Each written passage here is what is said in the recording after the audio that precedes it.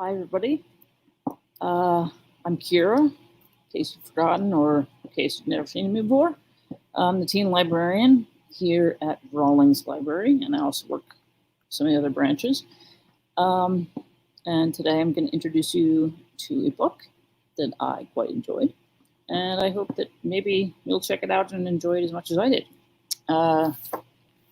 That book is called Felix Ever After, written by Kacen Callender. I apologize, Kacen, if I have mispronounced your name. So the book is narrated by and about, unsurprisingly, Felix Love. So who's Felix? Well, that's a difficult question for Felix himself to answer at times, even though he has put a ton of work into answering that question already. According to Felix, there are two things that he wants most. He wants to have the experience of falling and being in love. Felix has never been kissed. And he wants to get into Brown University. He's a high school artist, and he's doing he goes to a private art school on scholarship, and he's doing a summer program so that he can work on his portfolio, which he needs to be in tip-top sort of condition to apply to colleges, including Brown. And there's a history with his school and Brown, that Brown usually lets one person from the school in and also offers a scholarship. Felix doesn't have the best grades or the best test scores, but art is really, where his talent shines and what he's committed to himself. Himself too. Ooh, that was weird. Felix is also, he's a trans black guy. He's also broke. Now, this is obviously already a very difficult identity to navigate in the world. His dad, while he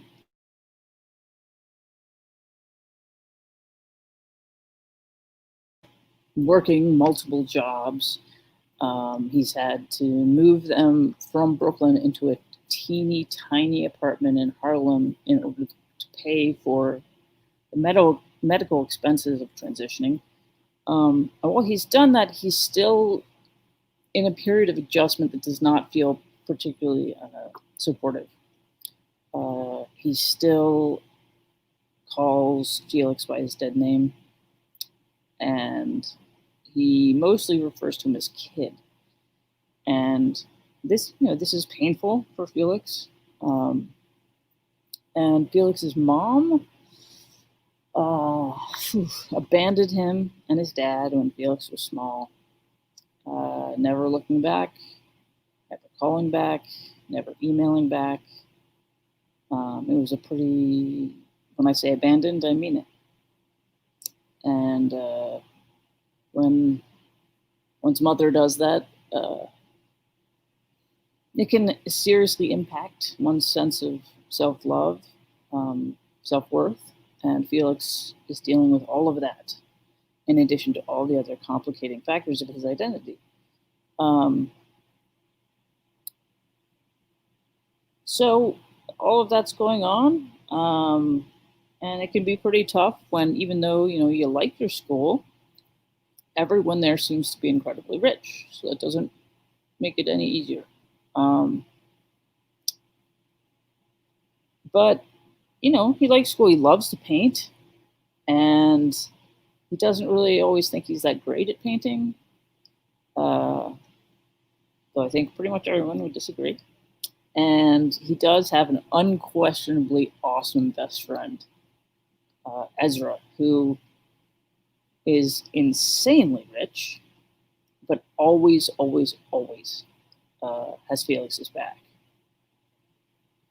So it's summer, pretty early summer, and Felix he's going through a lot of pressure about this portfolio, and he's not really sure what he wants its focus to be. He's feeling he can't figure it out, and then things get worse. At the school, they go in. He and Ezra show up one day, and somebody from school has hung a series of pictures of Felix from before he transitioned in the school gallery,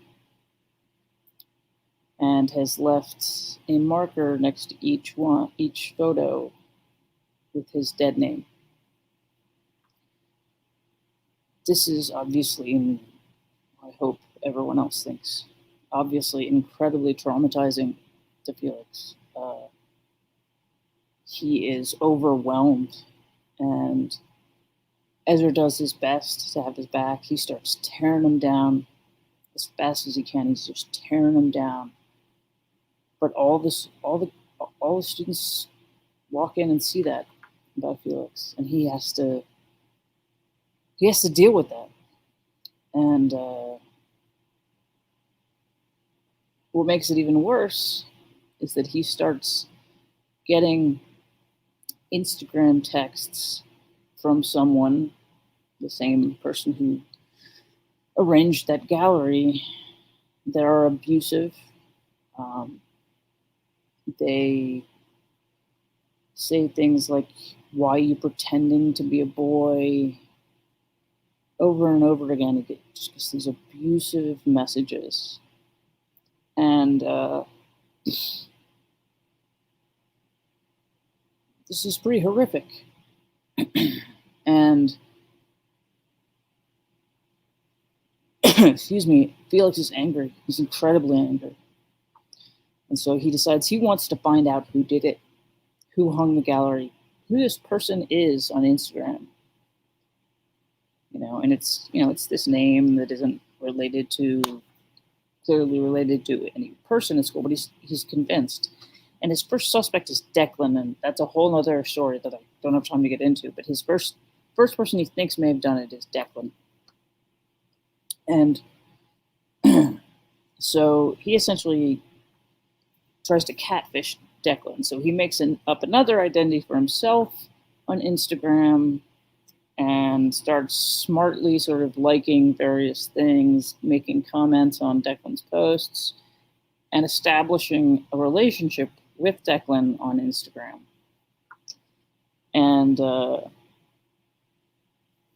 this sort of epistolary quest does not yield what he hoped it to yield. He learns that Declan absolutely didn't do it. He learns a lot more about Declan. He gets to know Declan and forms a very close relationship with Declan. And they seem to be sort of falling in love with each other. And this is all very, very complicated because he's not presenting himself as he is. It's based on this lie, and why did it start, et cetera, et cetera. And it does, however, it becomes, even though it's complicated and guilt-ridden, and he has these feelings for Declan, who he never speaks to otherwise because of lots of other things that I can't get into. It is an important part of Felix's sort of movement towards a discovery that he is worth being loved, and that he is worthy. He gains self-worth, and he starts to see himself in different ways.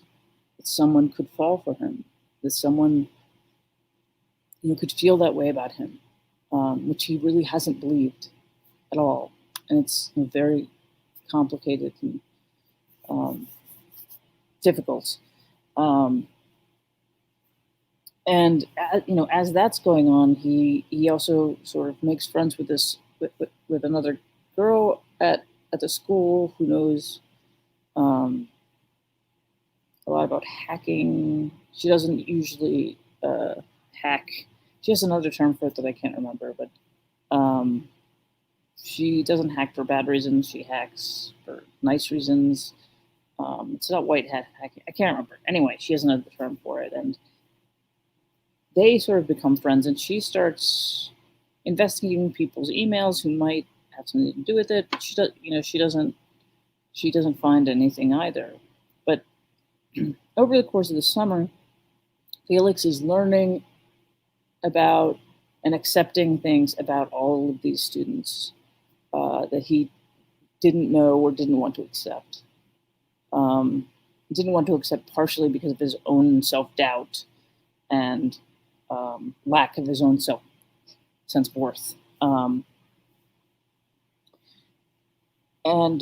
So, these relationships change drastically. He sees other relationships changing.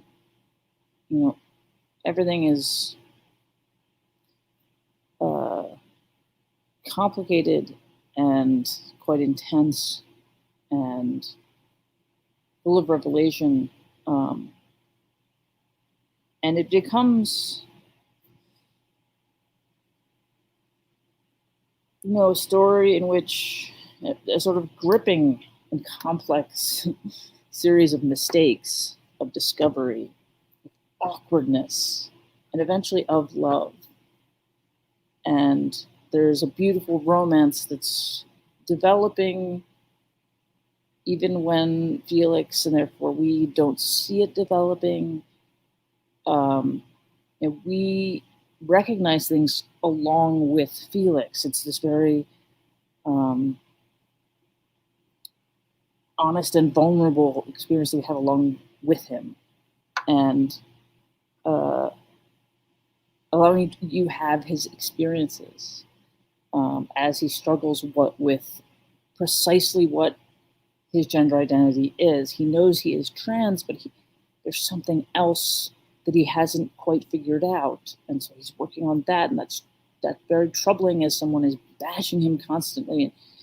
And he learns a lot of really difficult lessons and makes some big mistakes that he regrets also.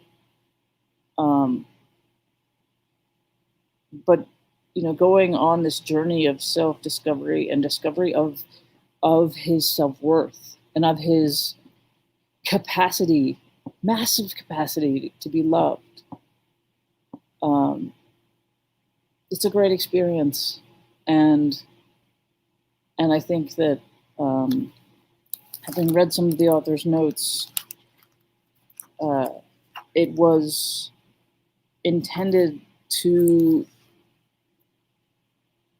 give the readers that experience, and he is hopeful that to somebody out there, it will allow a person who is confused about their gender identity and experiencing confusion and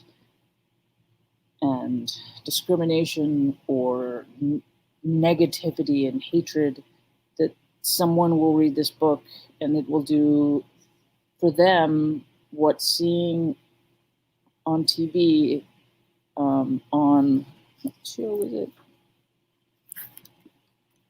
Undergrass, The Next Generation. He first saw a trans character that sort of opened his mind to possibilities that he had been struggling with and confused about and not understanding. And when he saw that, it sort of allowed him to accept that he was real. What he was feeling was real. His identity was real. And that while it might be confusing, there was nothing wrong with his identity. And part of the reason he wrote this very vulnerable book was hoping that in some way he could provide that experience for another person. And I think it will I think it will do that. It's beautifully written, and it's a wonderful experience reading it, and living along with Felix, as you spend the summer with him through his eyes. Also has a beautiful cover, and I recommend everyone check it out. No matter what your identity, it's a beautiful book about many, many challenges that face this young man, and how he meets them, and how he gets over things that you don't necessarily think are possible to get over. Yeah, it's a great book. Check it out. I will now check it back in so that someone else can check out the hard book copy. I hope everyone is taking care of themselves. I'm not sure if school started, but hang in there as everyone sort of tries to negotiate what going to school these days is like. Take care of your minds. Keep talking to your friends. Being there for your friends. Supporting each other. Loving each other. We're living in a period that, nobody alive, or very few people alive, have lived through anything like it. We need to adjust. And adjusting means letting people know when you need help, when you need an ear, when you need a virtual shoulder to lean on and cry on. And I think all of us do at one point living in this world. So support each other, love each other. We miss you. We can't wait until this pandemic is a terrible memory that we can recall. So I'm gonna check out, but have a great rest of the week. Have a great weekend. Get outside, get some fresh air. All right, take care.